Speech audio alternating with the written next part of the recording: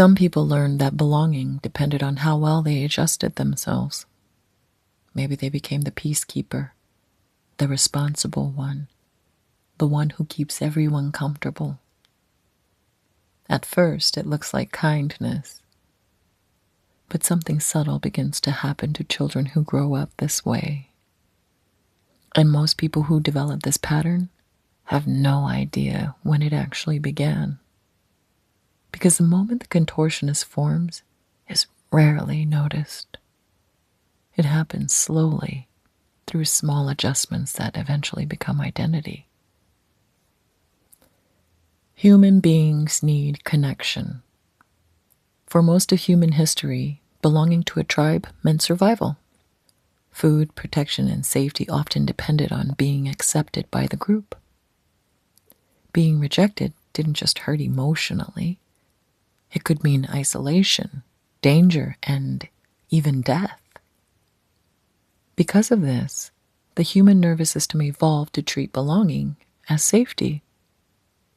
Psychologist John Bowlby, the founder of attachment theory, observed that children are biologically wired to stay close to caregivers because their survival depended on it. So when connection becomes fragile or conditional, the nervous system adapts in order to protect belonging. And sometimes that adaptation begins very early. At first, the child simply learns to pay attention to others. They notice when someone is upset. They notice tension in the room. They notice when harmony disappears. This ability is actually a form of intelligence. But over time, something begins to shift. The child learns that emotional safety in the environment may depend on how well they adjusted themselves, so their attention begins to move outward. At first, the child asks, "What am I feeling?" or "What do I need?" But when the environment becomes unpredictable, the questions slowly change to, "What does everyone else need? What might upset them?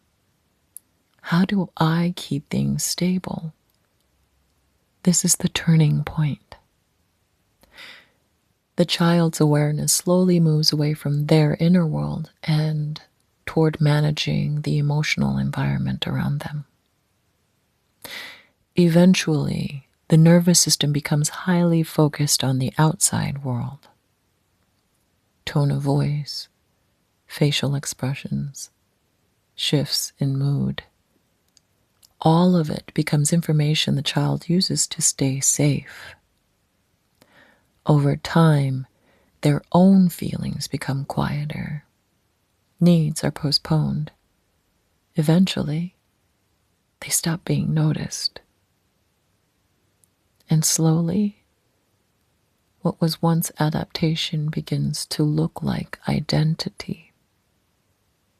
This is often the moment the contortionist is born, not when someone begins pleasing others, but when survival teaches them to forget themselves. Many contortionists didn't hide themselves on purpose. They simply learned to pay attention to everyone else first. And when this pattern begins inside the family, it rarely stays there, because generational expectations and cultural systems often reinforce the same survival pattern the child has already learned. Psychiatrist Murray Bowen introduced the idea that families operate as emotional systems. Within those systems, each member often develops a role that helps maintain balance. Some children become the peacekeeper. Some become the caretaker. Some become the responsible one, and some become the invisible child. Sometimes, one child becomes responsible for stabilizing the emotional climate of the family. That child often learns to anticipate others' needs, avoid conflict, and keep the peace. Many behaviors that look like personality traits are actually survival strategies passed down through generations in the form of rules. Messages like, don't question authority, keep family issues private, be strong, don't make trouble. Previous generations often developed these rules because they were navigating hardship, instability, or social pressure. Those rules may have helped people survive difficult times, but some of them may no longer serve the emotional needs of the present. When a pattern begins inside the family, it rarely stays there. Because the messages children receive at home are often reinforced by the broader culture around them. Cultures pass down values that help communities function and survive. Many of these values are meaningful and important, but when they are applied rigidly or without context, they can unintentionally reinforce survival patterns a child has already learned. For example, many cultures teach children to respect their elders. Respect is an important principle. But sometimes the message becomes less about mutual respect and more about unquestioned or blind obedience. A child may learn that questioning an adult is disrespectful, even when something feels wrong inside. Similarly, many traditions emphasize honoring one's parents. Even religious texts speak about this. In the Bible, the commandment to honor one's father and mother was meant to preserve family stability and respect. But in practice, that idea can sometimes become distorted. Instead of honor being an expression of care, it may become pressure to remain silent about harm or discomfort. In those situations, a child may learn that maintaining harmony is more important than expressing truth. And over time, that contributes to the loss of self. Cultural expectations can also shape how emotions are expressed.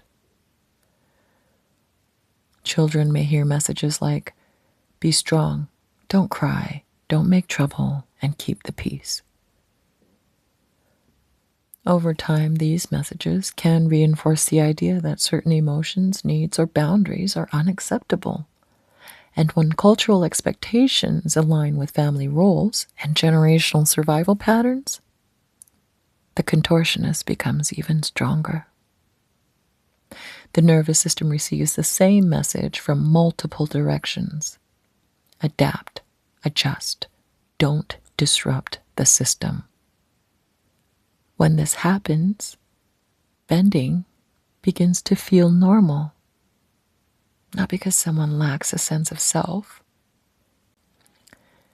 because the environment consistently rewards adaptation over authenticity.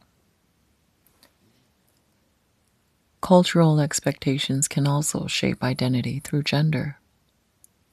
Across many societies, certain traits have historically been associated with masculinity and femininity.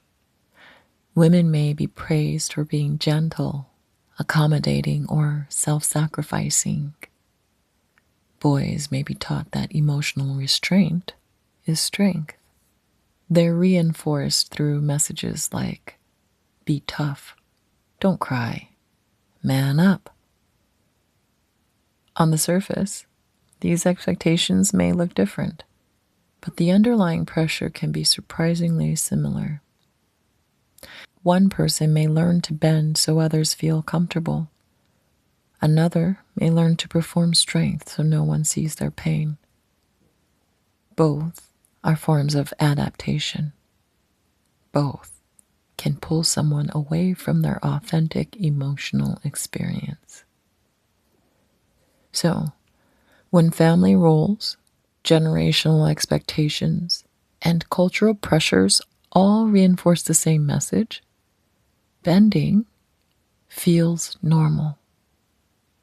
The nervous system learns something very powerful. Authenticity may threaten belonging. And when this message repeats across multiple systems, another emotion often appears. Shame. Shame has a way of making external rules feel much larger than the self. Family expectations may feel immovable. Generational traditions may feel unquestionable. Cultural norms may feel absolute. And slowly, the person begins to feel smaller in comparison. When shame grows larger, the contortionist often bends further because the nervous system is trying to protect connection. Over time, someone may begin to believe their feelings, needs, or boundaries are the problem. And that is the core mechanism of the contortionist.